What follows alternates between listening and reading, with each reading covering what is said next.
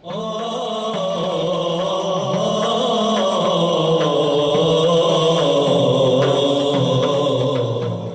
الله الرحمن الرحيم الحمد لله رب العالمين وأفضل الصلوات وأتم التسليم على سيدنا محمد النبي الأمين وعلى آله وصحبه أجمعين وبعد. So I'd like to begin first and foremost by or with the thanks and expression of gratitude to the hosts of the program and a congratulations to those students who are matriculating or graduating and are being celebrated for their accomplishments in the field of knowledge and the pursuit of knowledge. Truly, we have to be thankful to Allah subhanahu wa ta'ala that despite our circumstances that we continue to have opportunities to learn, and that even in less than ideal circumstances that Allah subhanahu wa ta'ala has continued to connect us to knowledge and the people of knowledge, and we hope that Allah subhanahu wa ta'ala increases us in that. I'd like to also kind of preface this presentation, this brief presentation, with a disclaimer that I'm honored to have been invited to speak to this topic, but I do certainly acknowledge that there are far more capable and qualified individuals, some of whom are even participating as participants and not presenters today. And so I humbly request that, everyone overlook my shortcomings in presenting this critical material, this very rich and robust theory of Hanafi usul, and overlook my shortcomings in giving it its right to be presented properly, inshallah. That said, I'd also like to clarify that, the topic at hand, which has been labeled, and I'll start the presentation, inshallah, now. The presentation has been labeled Kufan Certainties, and the focus of the presentation is on the al-Hadith al-Mashhur. The Hadith Mashhur is quite a vast topic, and it does have to do certainly with the general Hanafi epistemology and Hanafi both legal theory as well as the Hanafi discursive theology or kalam. And more specifically, it has to do with how Hanafis in particular viewed and criticized transmitted sources of law. Now, some of the material I hope to present today, inshallah ta'ala, will be for some of you new and for some of you a repetition, information you already know. And so I'm going to try to address the audience in totality, but I do understand that some of this material might be relatively simple and straightforward and maybe repetitive for you. So bear with me, inshallah, while I go through some very introductory concepts.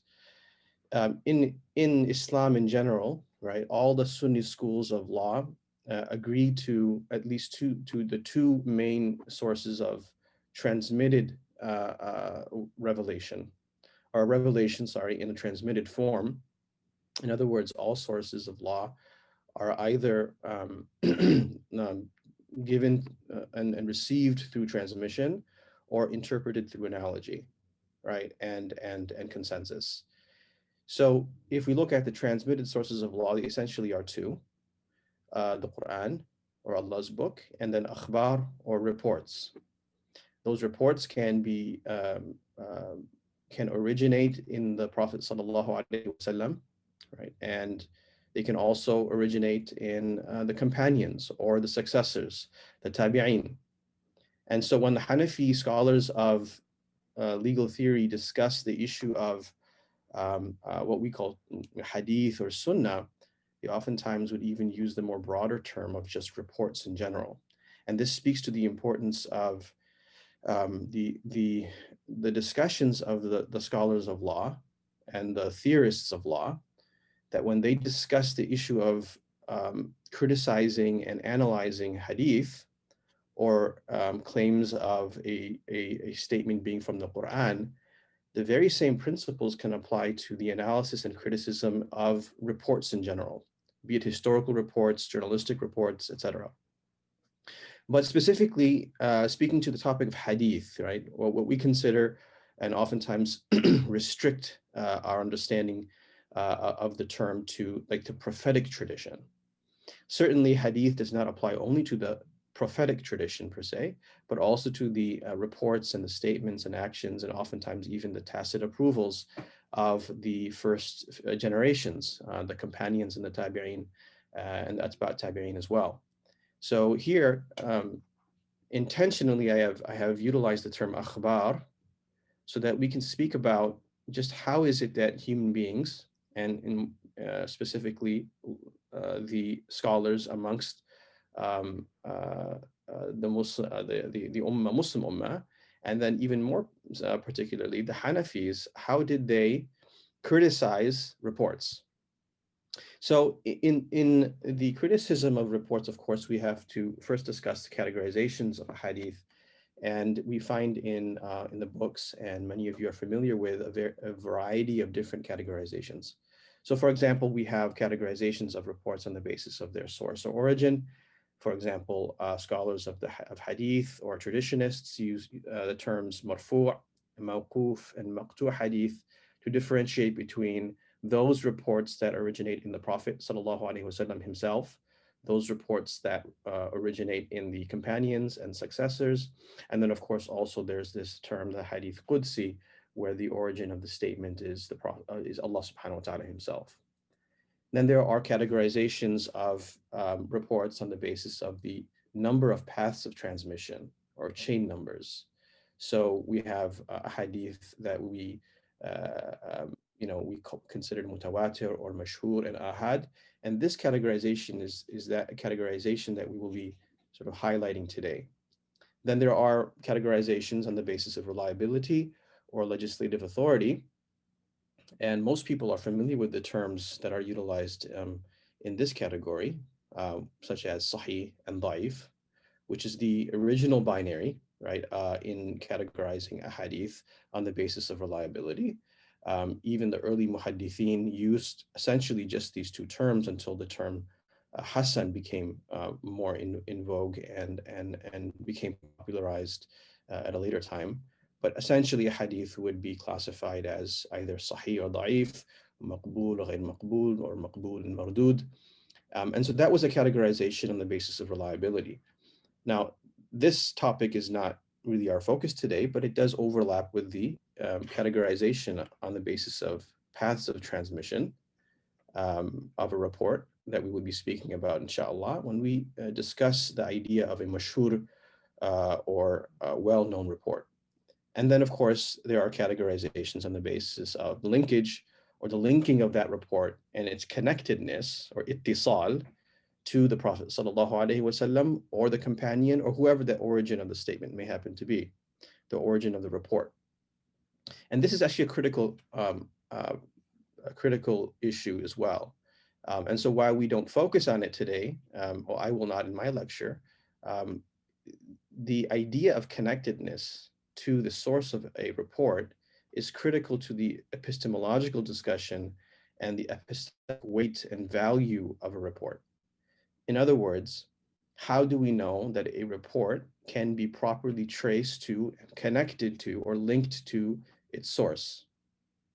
So really, like this discussion that we want to have today is a very broad discussion, but we are highlighting amongst the various categorizations, that categorization that specifically addresses this issue of reports in the early history of Islam disseminating and becoming distributed through transmission chains in the first generations, such that there are various different paths that are possible to utilize to reach the Prophet or the source of that report. So in the epistemological considerations of hadith reporting, what we find is that the Hanafis have a quite unique take and perspective on the categorization of a hadith. In other words, one of the interesting differences between the Hanafis and non-Hanafis, Shafi'is, Malikis, and Hanbalis amongst the four schools of Islamic law, and also the traditionists or the Muhaddithin, is that the way that they approach hadith reports differs in a way that also affects epistemology, or the weight of a source of knowledge on the basis of and consideration of its certainty. The main question, therefore, is when we look at a report, is that how certain are we that this report can be soundly attributed to its source? If the scholars found that a hadith report could be traced to its origin and linked and connected to its source with absolute certainty, the term that would then become utilized for such a report would be mutawatir.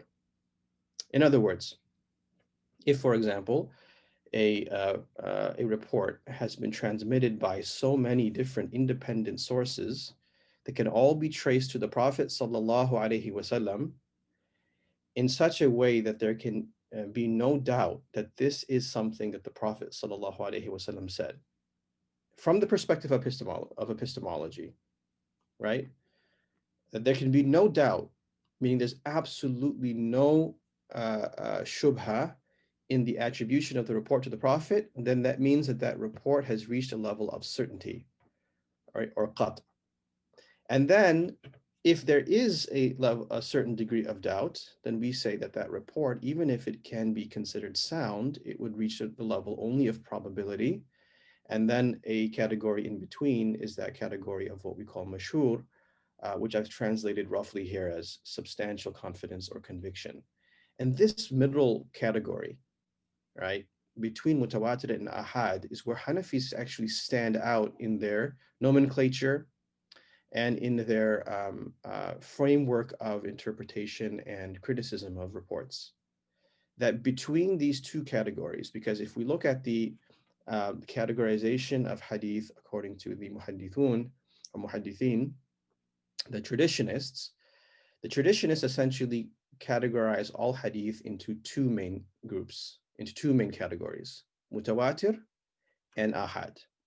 So either a report establishes the epistemic value of certainty, that this can be said to with certainty to be a statement of the Prophet sallallahu alaihi wasallam, or a statement of a companion, or there is only probability in it, meaning that we can't say that it's true with certainty. It could be true, but it cannot be true with certainty. There's a probabilistic level of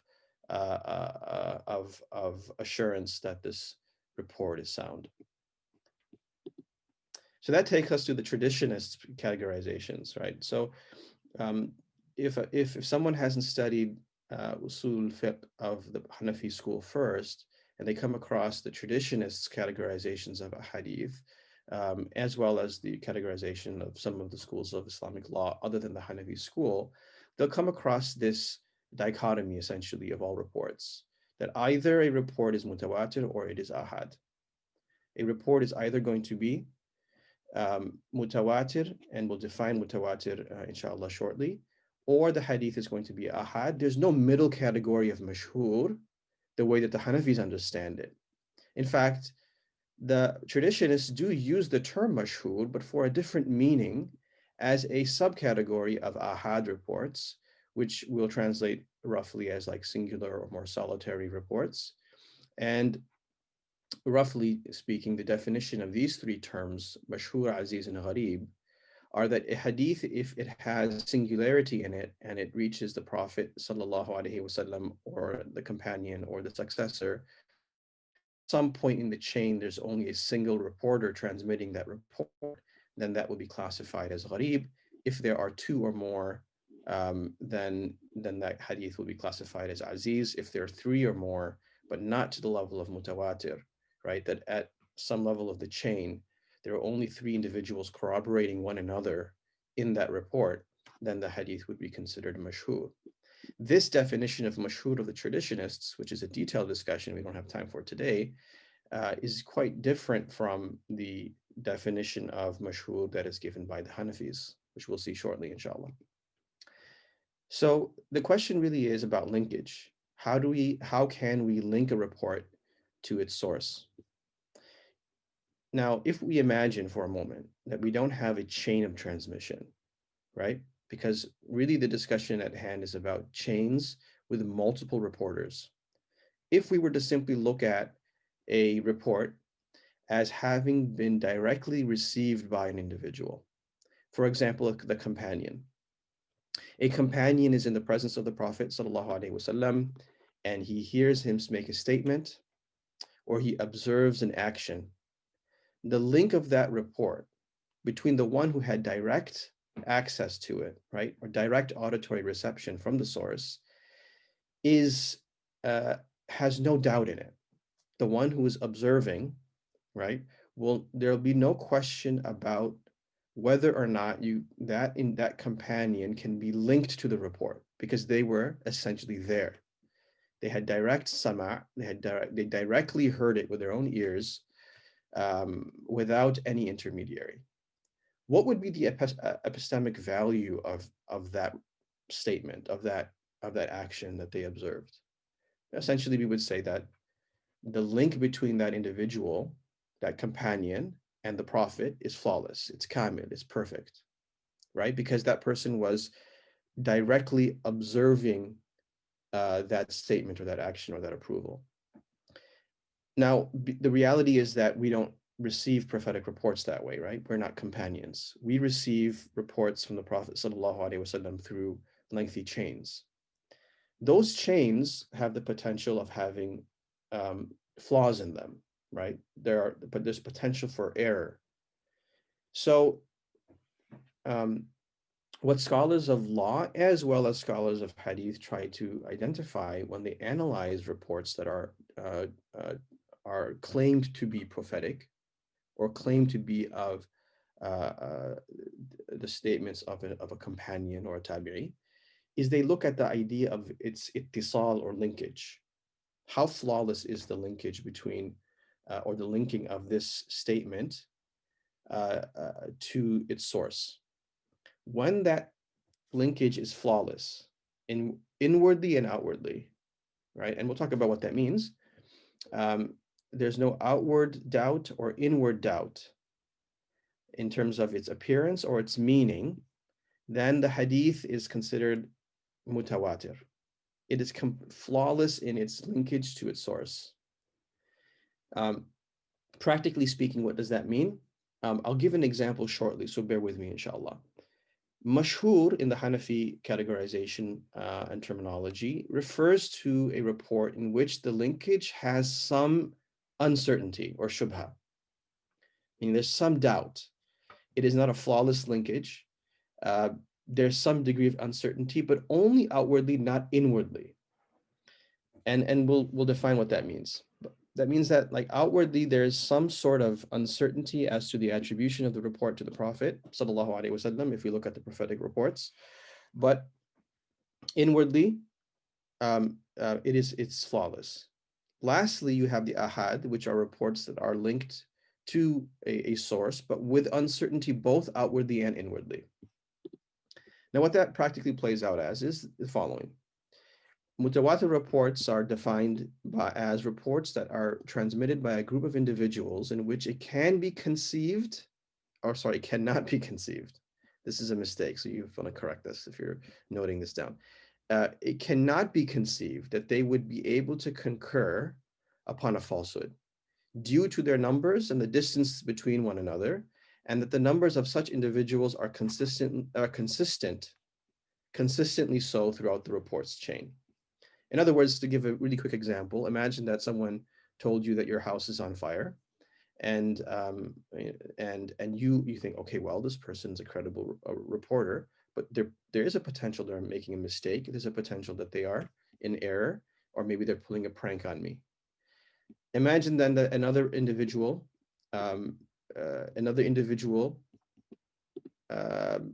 comes into the room and tells you, hey man, your house is on fire, right? There could still be some uncertainty as to whether or not this is a true report or not. Now, given the importance of this type of report, maybe you would immediately take some action to verify if it's true. But let's imagine that, like, one after the other, individual independent reports start to come to you about some sort of information. Let's take a less extreme example. Let's take example of someone telling you that that there's a vaccine been developed for COVID-19, and you start receiving reports that there's an ingredient in that vaccine that would make it impermissible to utilize, which I don't believe is the case. I'm just throwing that out as a hypothetical example.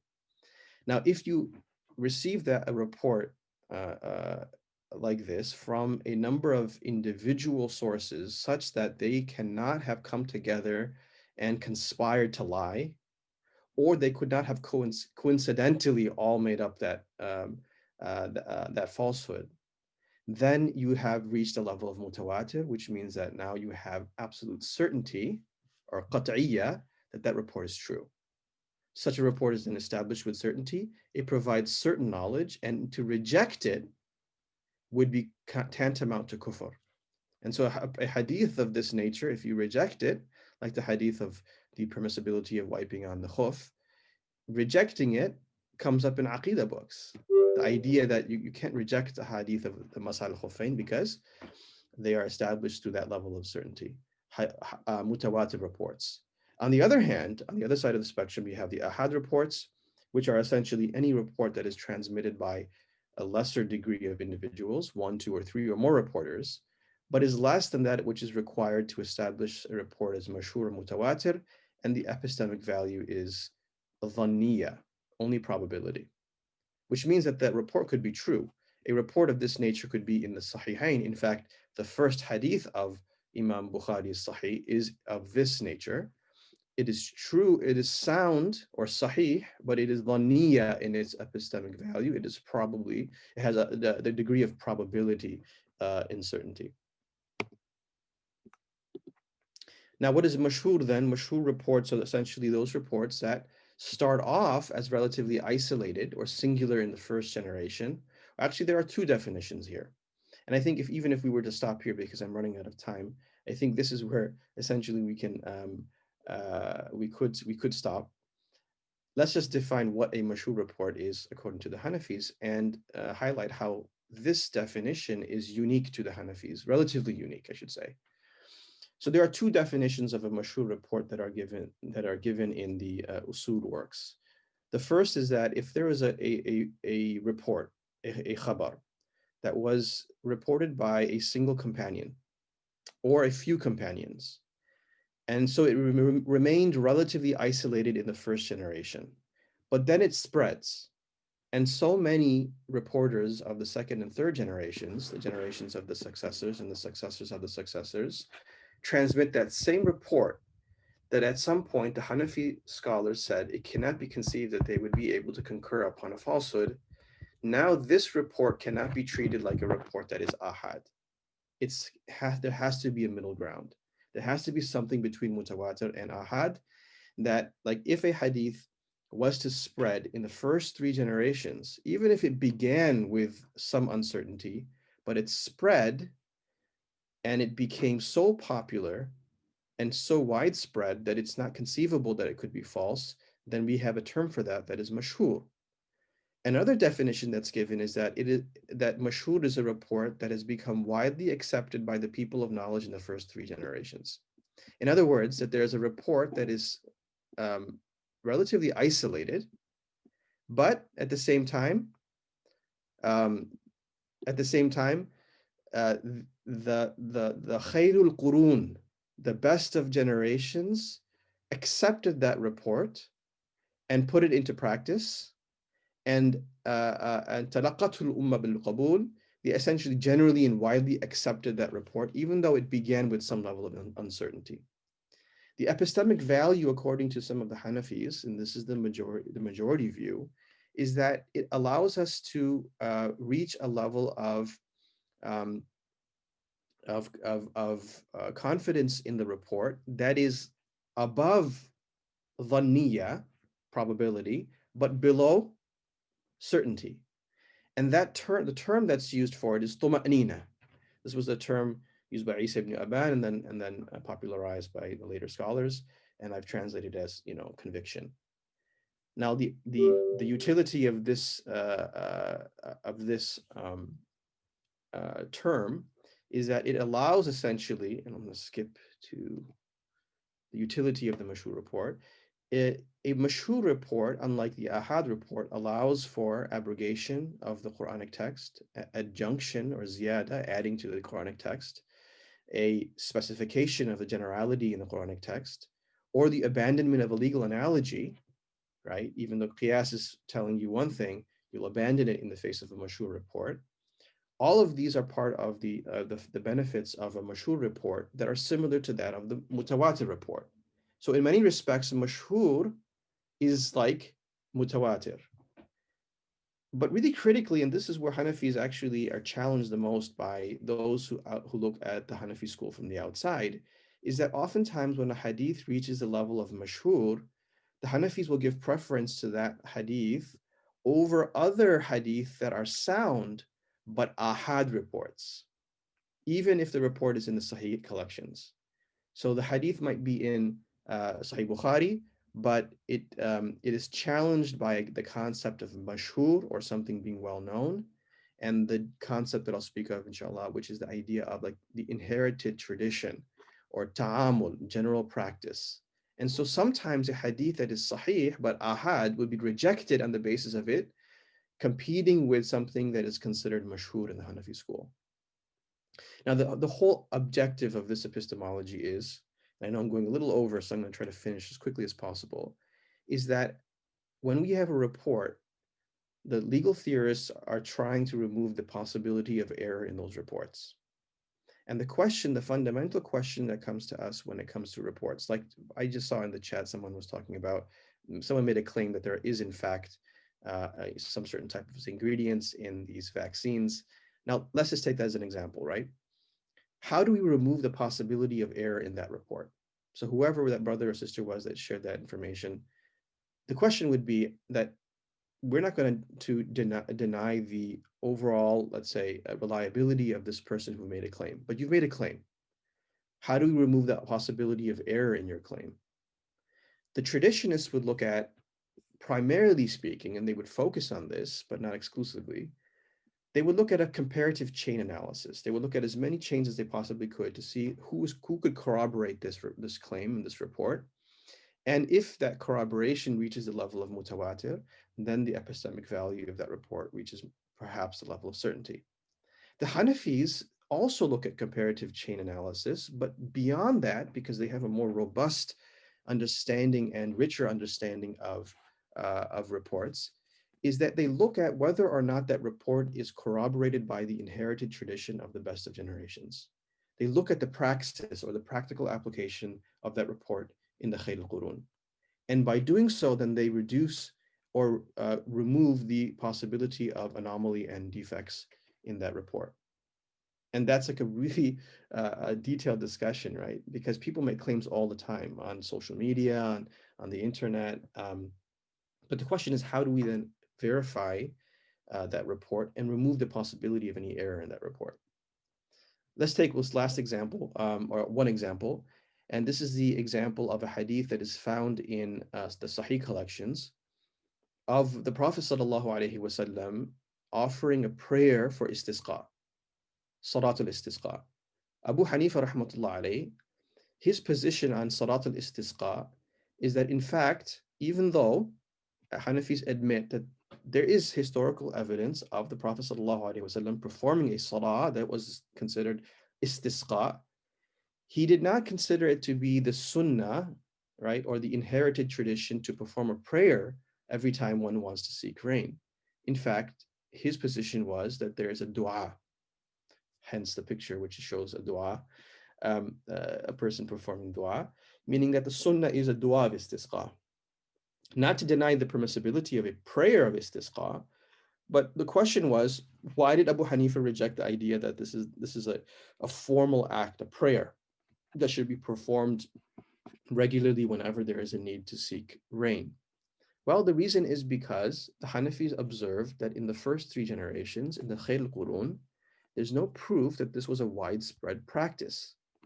For example, Umar bin Khattab radiallahu anhu on a certain occasion, which called for a prayer of istisqa, performed a dua and sufficed with it. And when he was asked about it, he said this is essentially, to paraphrase, stated that this was sufficient.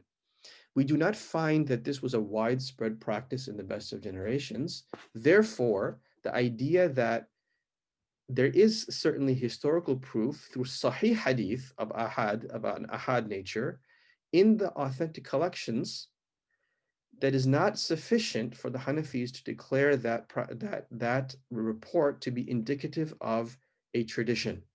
What is the Sunnah? The Sunnah requires some considerations beyond just historical veracity. And this all revolves around, and this is where we'll finish, inshallah, the very critical like usuli understanding, methodological understanding of the Hanafis that revolves around this idea manifested in this prophetic report or hadith, that the Prophet ﷺ said something of this nature. Now, this first report is mentioned in many of the usul books. We'll kind of just also mention that there's differences in the wording. But this idea that خير القرون قرني ثم الذين يلونهم ثم الذين يلونهم ثم يأتي بعد ذلك أناس يفشو فيهم الكذب وفي رواية أوصيكم بأصحابي ثم الذين يلونهم ثم الذين يلونهم ثم يفشو الكذب. The Prophet ﷺ stated that I give advice that you adhere to the way of my companions, then those who come after them, then those who come after them, then falsehood will become more widespread. The Hanafis look at this and apply this idea of the Khairul Qurun, the first three generations, and then the practice of the first three generations as being uniquely capable of elevating the status of a report to a higher epistemic value. And this is a really unique and rich understanding of Islam, of early Islam. And one of the ways that we explain how it's possible that Hanafis seem to be rejecting hadith that are sound, when in fact they are not rejecting the hadith to be rejecting the hadith so much as they are filtering it through the concept of the practice or ta'amul of the first three generations. With that, I can conclude the presentation. I know I've gone over, and I apologize for that. But in my defense, this is really a profound and very deep topic. I just wanted to highlight that, as students of knowledge, we have to appreciate how rich and how robust the Hanafi methodology is in reports and hadith. And when we come across certain accusations of the Hanafis rejecting hadith on the basis of, analogy or their opinion, the reality is quite different. The reality is that the Hanafis are criticizing and filtering reports on the basis of a very prophetic concept, which is the idea that we treat the first three generations quite differently than we do the generations afterwards, and that is itself based upon the hadith of the Prophet sallallahu alaihi wasallam. I end with this, and again, I thank the participants and the organizers, and I ask them that they overlook my going over in terms of time. May Allah subhanahu wa ta'ala reward you all, and may Allah subhanahu wa ta'ala all increase all of you, inshallah, in khair. Jazakumullah khair. Assalamu alaikum wa rahmatullahi wa barakatuh.